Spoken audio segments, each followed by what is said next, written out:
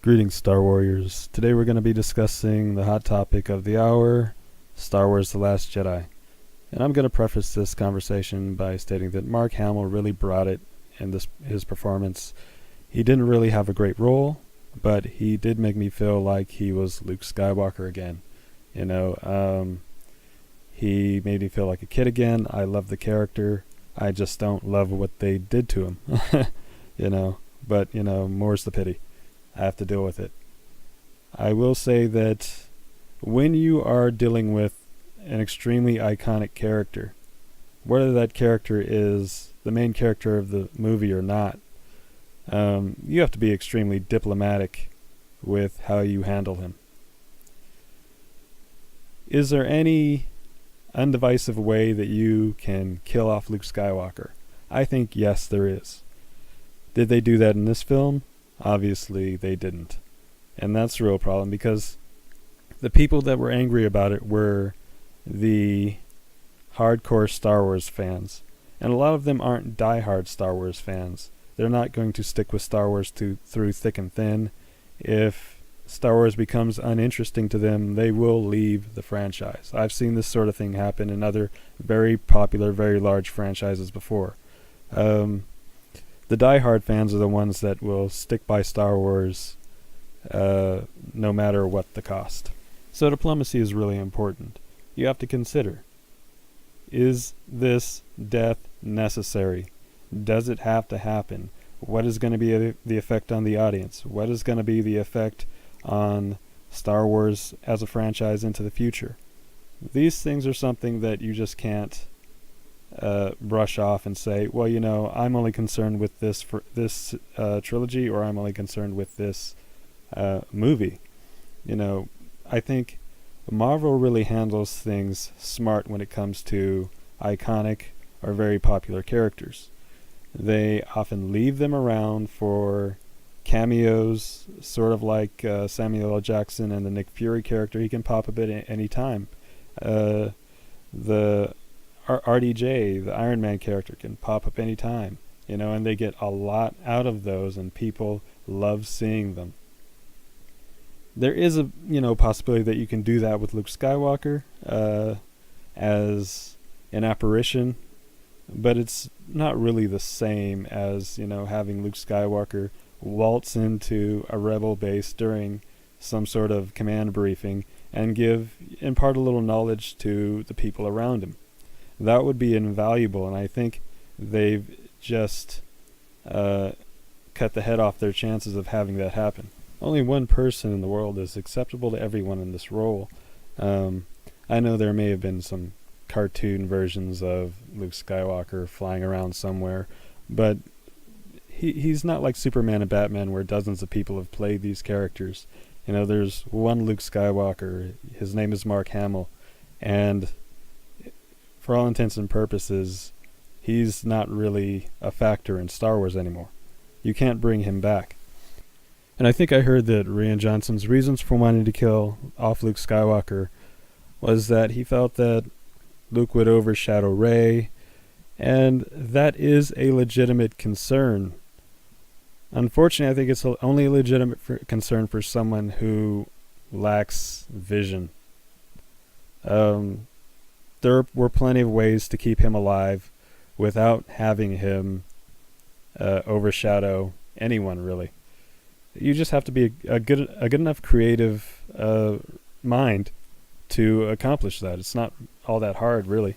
But now I'm afraid that Star Wars, Lucasfilm, and Disney will probably have to pay the price for, Rian Johnson's, Kathleen Kennedy's, and whoever else was involved with this unfortunate lack of vision. Of course, Star Wars is going to survive. It's going to make all kinds of money, but it will make less because of this, I think. Something like this doesn't go unnoticed. It doesn't go unremarked. And I'm not on some sort of crusade against it, but I know there are a lot of people who are. So, is there a less divisive way to kill off Luke Skywalker? And how do you do that?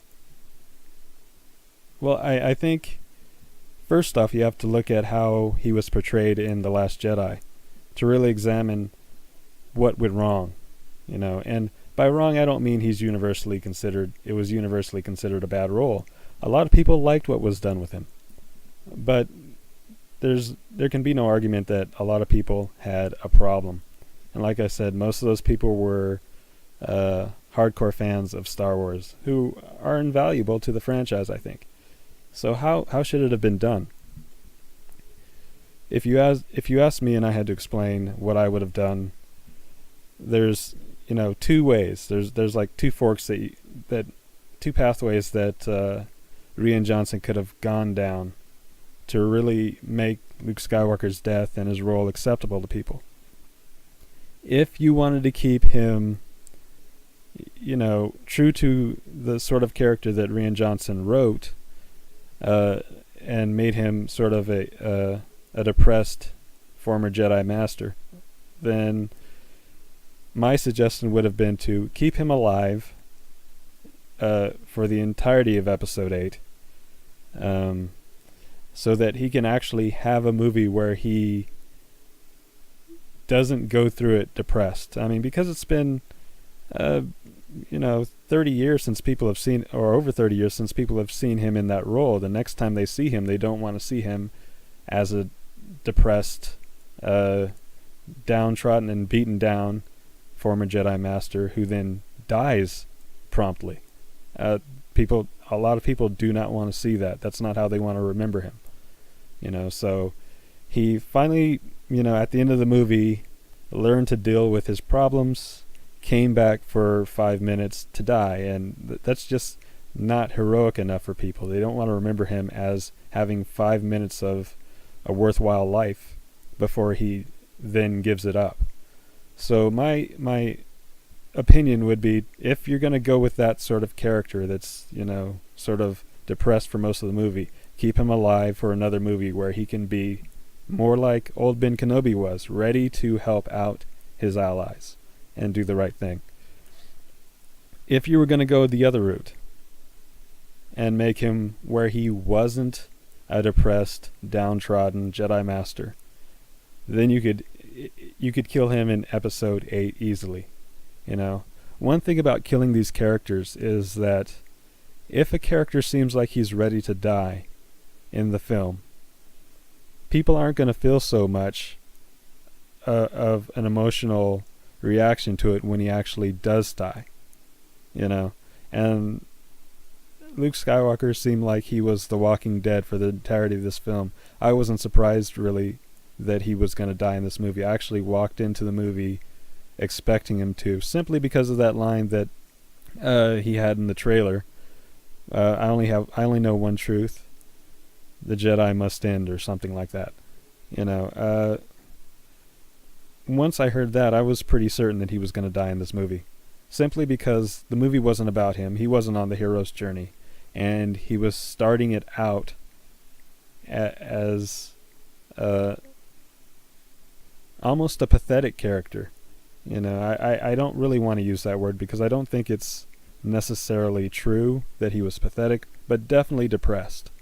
And once you get an older character who is depressed at the very beginning of the movie, which means his story is over with. His story happened whatever made him depressed in the first place. So his story happened off screen, and now all he has left to do really is to learn how to deal with whatever his problem is and then die. That's a common trope in fiction.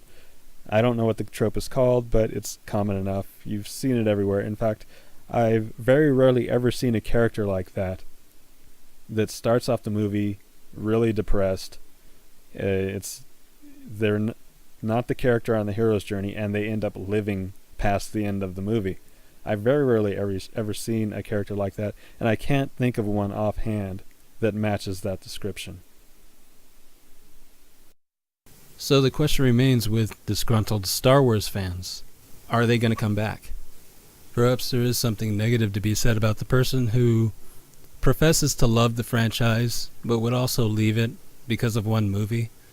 But there is also something to be said about sticking familiar faces in a film and stamping the Star Wars title onto it and saying, this is a Star Wars movie. If you're a Star Wars fan, you should love this. If that's all that a Star Wars film is, then yeah, I don't know if I ever was a Star Wars fan. I liked certain movies in the Star Wars canon, I guess. But do I guess if I have to be a Star Wars fan to really like this movie, or if really liking this movie makes me a Star Wars fan and disliking it makes me not a Star Wars fan, then so be it. There's nothing really wrong with that. But yeah,